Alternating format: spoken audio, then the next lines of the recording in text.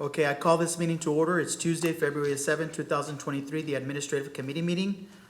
Item 2.1, review and discussion of revisions, policy update 120. Ms. Servillon. Yes, sir. I'm going to ask Mr. Gallegos, our Executive Director for Human Resources, to come up in Administrative Services.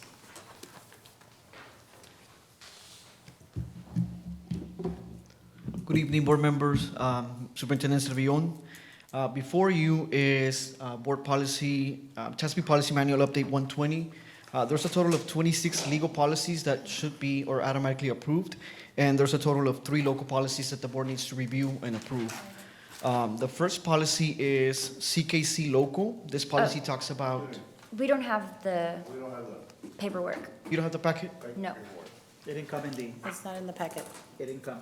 And it's not attached on board docs. Do you know why?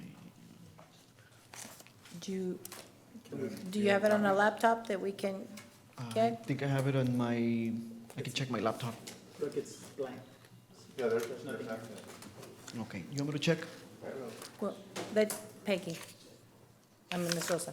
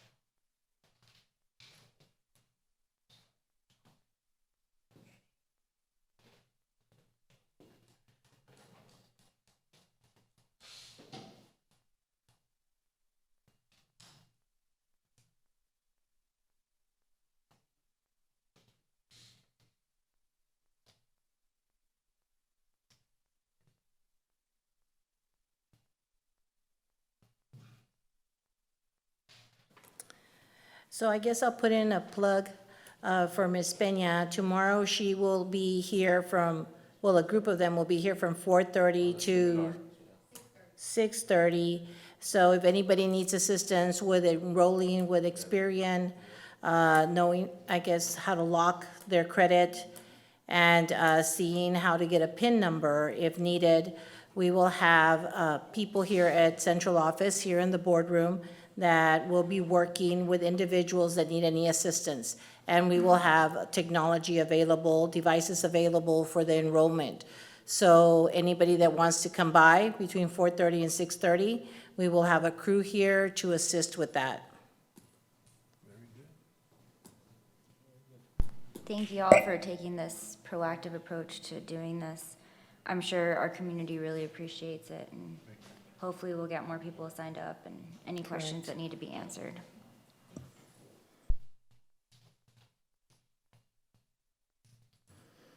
And I'll keep on talking. So this Saturday, we had a really successful group of, a successful group show up for our Collegiate Academy. We had our testing, our interviews, we had teachers there, we had administrators there, we had parents there, and the kids just did really awesome. They were very focused, very anxious to get into the Collegiate Academy. As earlier on today, we saw that Dr. McGee and the team has really been looking at different educational pathways to ensure that we provide that challenging curriculum that takes our kids to the next level.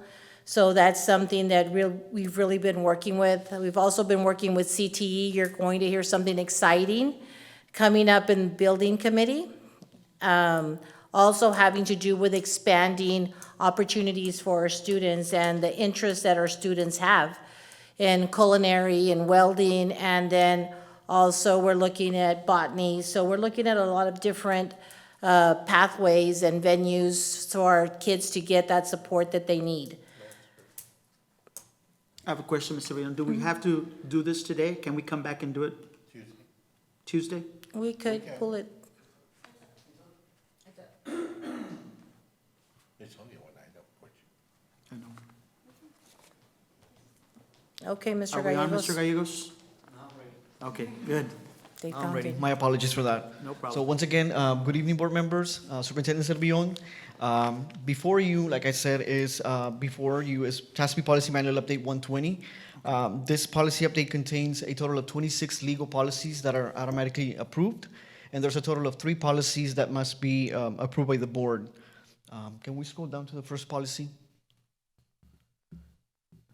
Okay, that's a little bit too much. That's the first policy right there. CKC local. Go up a little bit, it's CKC local. There you go.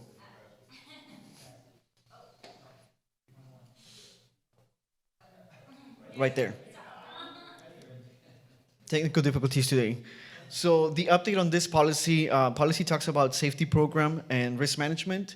It talks about emergency plans. It's basically district emergency plans, operations, and ongoing staffing trainings. It's adding bullet number 3, which reads the following: response to a nearby trail derailment as applicable, and then the remaining policy remains the same. So that's the only addition to this policy, CKC local. Any questions? Questions, board members? Okay, next policy is FNG local. Okay, so this policy talks about student rights and responsibilities, student and parent complaints and grievances. So what they're doing here is they're making a change to number 8. The middle sentence, which reads within the scope of section 504, they're putting it in the front of the paragraph, which reads now, complaints within the scope of section 504, including complaints concerning identification, evaluation, or educational placement of a student with a disability shall be submitted in accordance with FB and Procedural Safeguards Handbook. So they're just changing the verbiage from the middle of the sentence to the beginning of the sentence. Same thing happening with bullet number 9. They're changing the middle of the sentence to the beginning, which reads now, complaints within the scope of an Individuals with Disabilities Education Act, including complaints and then concerning his identification, evaluation, educational placement, or discipline of a student with a disability shall be submitted in accordance with EHBAE, FOF, and Procedural Safeguards Handbook provided to parents and students referred to special education. Questions, board members? And then we have one more change. Go to the next page. So there is an addition to this policy. Bullet number 14 is just an addition that states the following: complaints concerning students regarding a student's eligibility for free or reduced price meals programs shall be submitted in accordance with policy COB. Any questions? Questions? Changes? Okay, and then the last change is policy FO local. Can you scroll down a little bit? It's going to be on page 3. Keep scrolling. FO local. Keep scrolling. Keep going. And then page 3. There you go. So the change on this policy, the note that it's in the bottom of the paragraph that reads, a district employee may restrain a student with a disability who receives special education services only in accordance with the law. See, FOF legal is now in the middle of the page where it says physical restraints. And then bullet number 5, it's been scratched off, and it's number 3, which reads protect property from a serious damage. And then bullet number 4 is been removed from the policy. That one reads control of an irrational student. And that's the only changes to this policy. Questions, board members? On that physical restraint, what is that employee categorized that would be able to perform those duties? They have to be CPI certified in order to perform a restraint, and then we have to fill out the appropriate paperwork that notifies the family the student was restrained and why the student was restrained. And I think we have 2 days to do that. And how many people do we have that's qualified? A lot. So we usually have all our teachers that are in special education, teacher assistants. So we've got plenty of coverage. Yes, it's a last, it's a last resort kind of situation. Thank you. Thank you, sir. Any questions? Any other questions, board members? My apologies for the technical No problem. difficulties today. No problem, Mr. Guerra. Agenda item. Thank you. Item 3.1, committee concerns. Any committee concerns?